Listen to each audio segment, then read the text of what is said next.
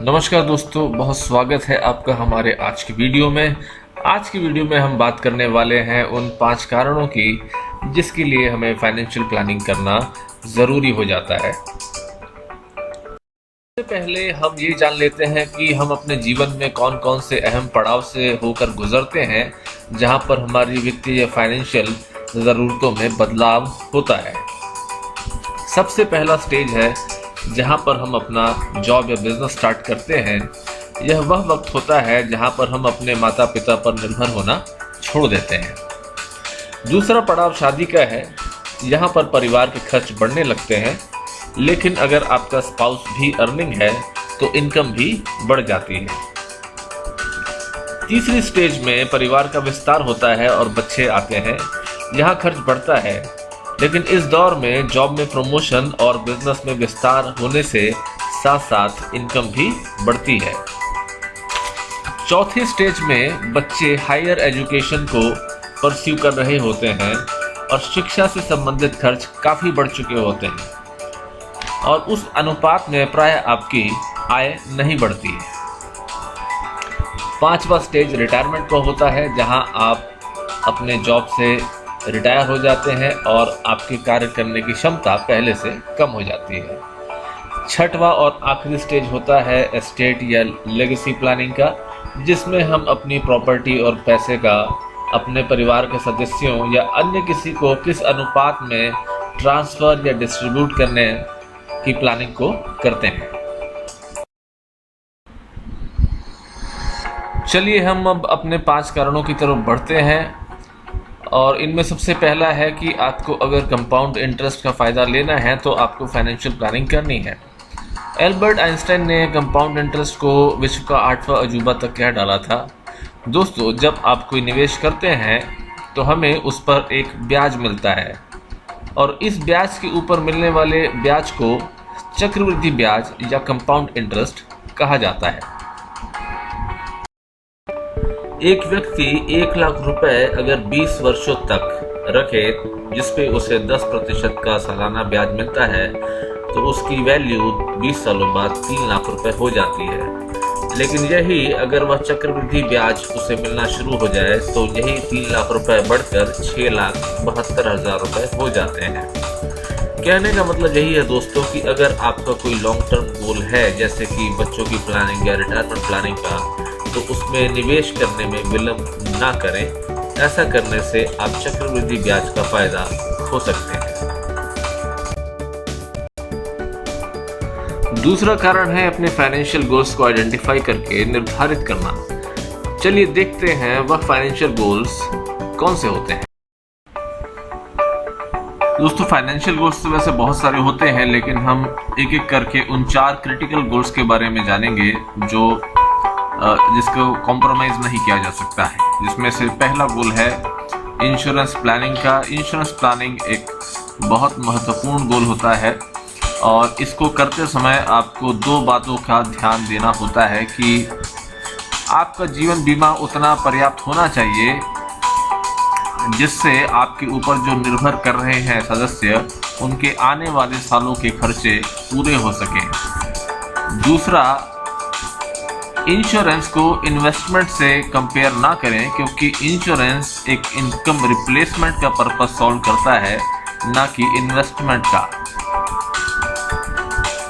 दूसरा इंपॉर्टेंट गोल होता है बच्चों की एजुकेशन प्लानिंग का। दोस्तों, एजुकेशन इन्फ्लेशन जो है वो नॉर्मल जो इन्फ्लेशन होता है उससे भी ज़्यादा होता है। कहने का मतलब ये है कि हर साल पढ़ाई में होने वाले जो खर्चे हैं वह बहुत तेज़ी से बढ़ते हैं।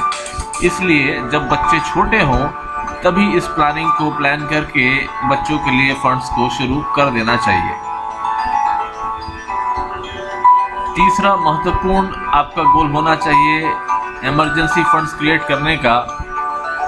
यह उस समय काम आता है जब आपके जीवन में अचानक से कोई ऐसी घटना हो जाती है जिसके लिए हम कभी प्लान नहीं करते हैं, जैसे कि loss of job, medical emergency, disability, या अभी के कॉन्टेक्स्ट में बात करें तो लॉकडाउन्स की वजह से जो नुकसान हो रहा है उसमें ऐसे इमरजेंसी फंड्स बहुत काम आते हैं। और चौथा गोल है इम्पोर्टेंट रिटायरमेंट प्लानिंग का।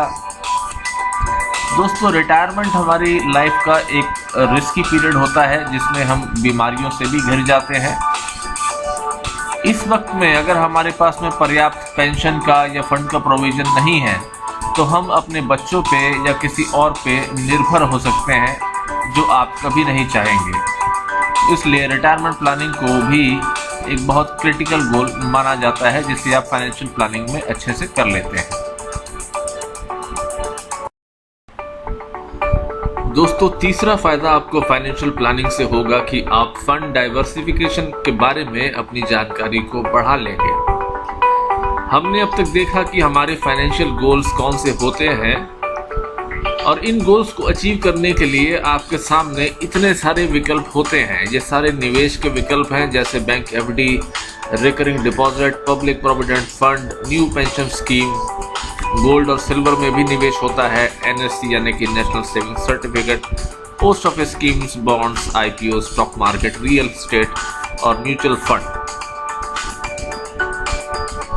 निवेश को किसी एक जगह ना करके अलग अलग एसेट क्लास में करना चाहिए, जिससे निवेश संबंधित जोखिम कम हो जाता है और रिटर्न्स भी अच्छे मिलते हैं।